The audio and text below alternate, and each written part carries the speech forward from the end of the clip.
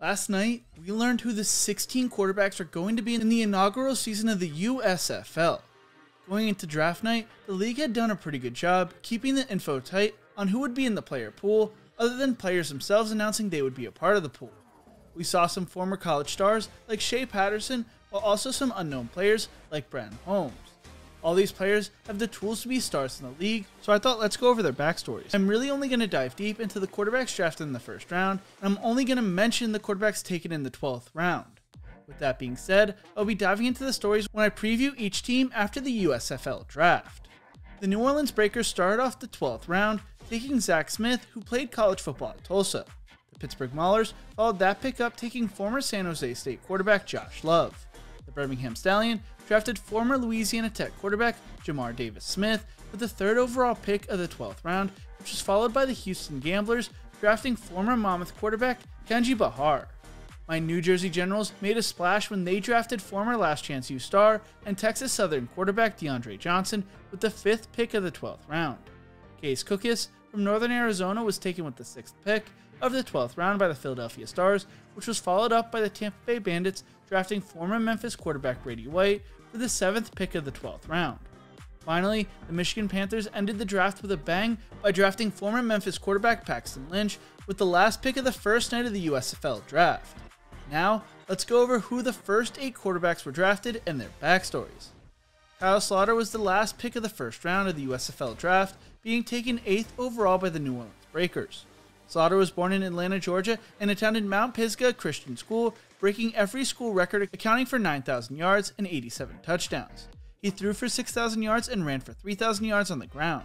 Coming out of high school, he was a 2-star recruit, earning scholarship offers from Tulane and Southern Miss, choosing to commit to the Golden Eagles.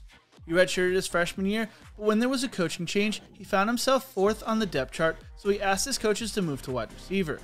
By the end of the season, he was the starting slot wideout.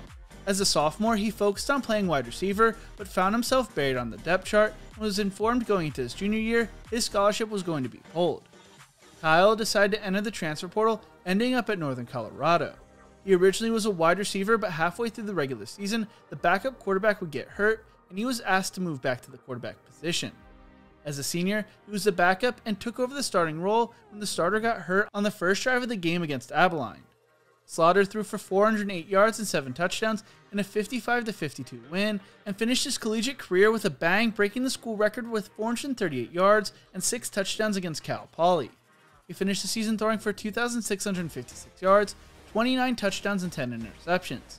He would go undrafted in the 2017 NFL Draft and jump between the Denver Broncos, Minnesota Vikings, Arizona Cardinals, Detroit Lions, Chicago Bears, Las Vegas Raiders, and Vikings again between 2017 and the end of the 2021 season.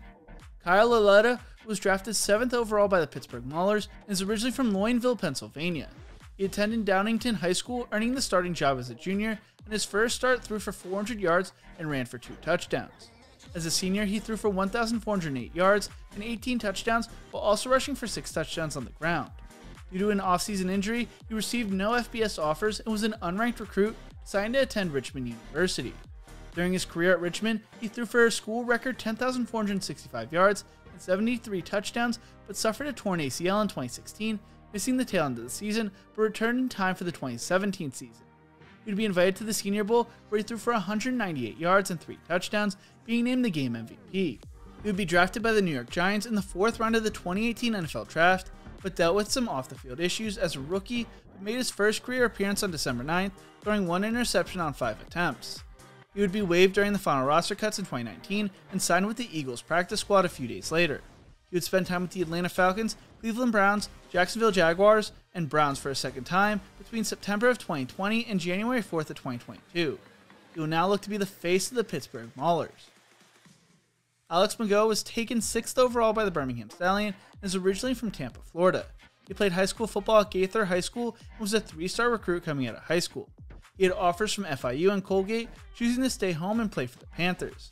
He had a successful college career statistically, throwing for 9,091 yards, 65 touchdowns, and 37 interceptions, and set multiple school records throughout his career, and entered the 2018 NFL Draft, but was taken by the Seattle Seahawks in the 7th round. He became the first quarterback drafted by the Seahawks since they had taken Russell Wilson in the 2012 draft. He would be waived and signed to the practice squad and would go on to spend time with the Jaguars, Texans, and Seahawks once again, being waived again by the Seahawks in August of 2021. The Houston Gamblers chose to make Clayton Thorson their first pick of the USFL draft. He is originally from Wheaton, Illinois, and attended Wheaton North High School. As a senior, he threw for 2,809 yards and 29 touchdowns while also rushing for 630 yards and 12 touchdowns on the ground, leading his team to the quarterfinals of the playoffs for the second year in a row. Coming out of high school, Thorson was a 4-star recruit, choosing to sign with Northwestern. He redshirted his freshman year and took over the starting job in 2015. During the bowl game his junior year, he tore his ACL and returned 8 months later to start his senior year. Throughout his career, he made 52 consecutive starts, which was the most ever by a Big Ten quarterback, and tied Colt McCoy for the Power 5 record, throwing for 10,732 yards, 61 touchdowns, and 45 interceptions, while also rushing for 408 yards and 27 touchdowns, breaking multiple school records. He would be taken in the 5th round of the 2019 NFL Draft by the Philadelphia Eagles, but was waived during final roster cuts. He would then spend time with the Cowboys practice squad and bounce back and forth between the Giants active roster and practice squad until his contract expired in January. He will now look to be a superstar in the USFL. With the 4th overall pick, my New Jersey Generals drafted Bren Holmes to be their quarterback. Holmes is originally from Orchard Park, New York, and played high school football at Orchard Park High School. He started his high school career playing wide receiver before transitioning to quarterback as a senior. In 2012, he helped Orchard Park win the New York 2A state championship, and they finished as runner-ups in 2013. During his senior year, he was named All-State, All-County, First Team All-District, Quarterback of the Year, and First Team All-News Weekly. He would attend Nassau Community College, where he threw for 3,000 yards and 29 touchdowns in 18 career games. Throughout his JUCO career, he was named the Freshman of the Year, Player of the Year, First Team All-Conference, and Junior College All-American, breaking multiple school records. He would choose to attend Tarleton State, serving as the practice squad quarterback in 2017 and taking over the starting job the following year. During the 2018 season, he threw for 2,659 yards and 28 touchdowns while also rushing for 501 yards and 2 touchdowns on the ground, helping the Texans earn their first outright Lone Star Conference championship. During the 2019 season, he threw for 3,338 yards and 32 touchdowns while also rushing for 1 touchdown on the ground. During a 7-game stretch, he threw for 18 touchdowns and no interceptions and led them to their second conference title. He finished his collegiate career with a 23-2 record as a starter. In March 2021, Holmes signed with the 6-time Indoor Football League champions, Arizona Rattlers, to continue his football career.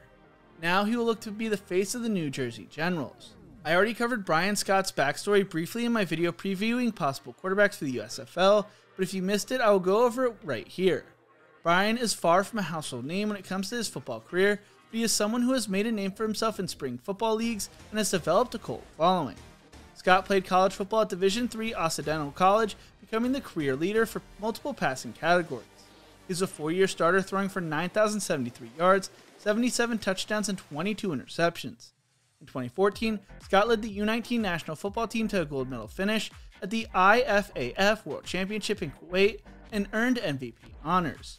Since leaving Occidental College, he has been on the roster for the BC Lions and Edmonton Eskimos in the CFL, while also working out for some NFL teams.